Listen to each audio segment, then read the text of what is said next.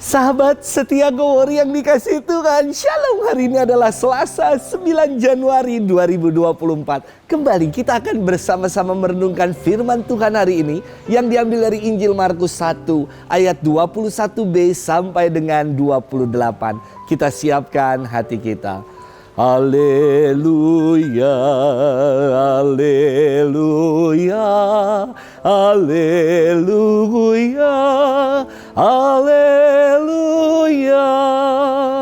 Sambutlah sabda Tuhan, bukan sebagai perkataan manusia, melainkan sebagaimana sebenarnya sabda Allah.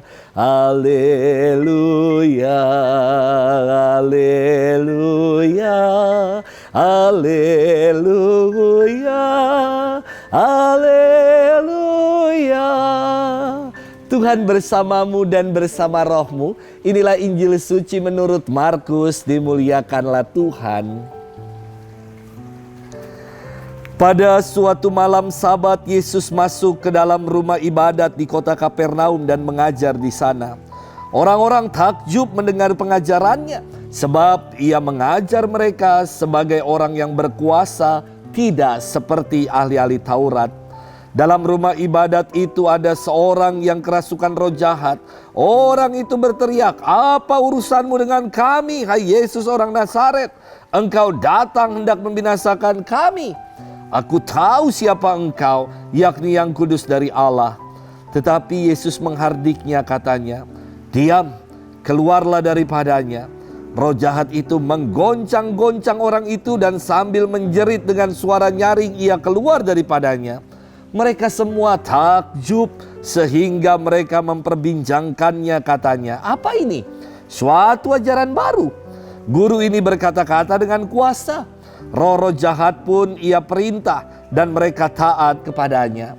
Lalu tersebarlah dengan cepat kabar tentang Yesus ke segala penjuru di seluruh daerah Galilea. Demikianlah sabda Tuhan. Terpujilah Kristus. Sahabat setia Gowori yang dikasih Tuhan, Shalom. Saya memperhatikan begini. Kalau seminar-seminar dan pengajaran tentang eksorsisme atau pengusiran roh jahat laku sekali di kalangan umat Allah. Kalau kita lihat di YouTube, pembicaraan seputar dunia gaib, hal-hal mistis, kuasa gelap, yang nonton itu puluhan bahkan ratusan ribu, mungkin juga jutaan viewernya. Sementara channel Gowori nggak ada apa-apanya. Fenomena film bergenre horor dan dunia gaib selalu laku dan ditonton oleh khalayak ramai. Dalam liburan kemarin di akhir tahun, di televisi-televisi banyak sekali diputar film-film bergenre horor. Saya bertanya-tanya, kok bisa ya? Karena jujur, saya nggak suka nonton film-film horor. Hidup nyata aja udah horor, mau ditambah-tambah lagi ya. Rasa-rasanya genre horor laku dan diminati banyak orang karena banyak orang yang menikmati dan mendapat sensasi dari pengalaman ketakutan mereka. Sahabat setia Gowori yang dikasihi Tuhan, firman Tuhan hari ini menarik sekali. Ada dua kontras yang disampaikan terkait pengajaran Yesus dengan pengajaran ahli-ahli Taurat. Pengajaran Yesus membuat orang takjub sebab Yesus mengajar orang banyak sebagai orang yang berkuasa. Sedangkan ahli-ahli Taurat mengajar orang dengan hanya sekedar bicara tanpa perbuatan nyata. Pengajaran Yesus yang penuh kuasa nampak ketika ia menghardik roh jahat dan roh itu pun mengikuti perintahnya. Setelah peristiwa itu dikisahkan, orang banyak yang semakin kagum dan takjub akan Yesus. Namun mereka hanya berhenti pada pengalaman ketakjuban saja. Hingga mereka hanya bertanya, "Apa ini? Suatu ajaran baru?" Guru ini berkata-kata dengan kuasa, roh-roh jahat itu pun diperintah dan mereka taat kepadanya. Mereka hanya sampai pada pengalaman ketakjuban dan berhenti di sana. Sahabat setia Gowori yang dikasihi Tuhan, janganlah kita berhenti pada pengalaman kekaguman saja.